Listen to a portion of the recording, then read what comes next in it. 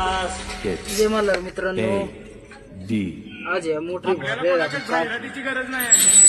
आता इथं आपलं मोटर आपल्याला समोर येऊ द्या त्यांना एकटा वास, ज्याची होती त्याला ते लावली माया पैशात समोर येऊ द्या त्यांना एकटा वास. मित्रांनो आपण गेलेलो पुणेचे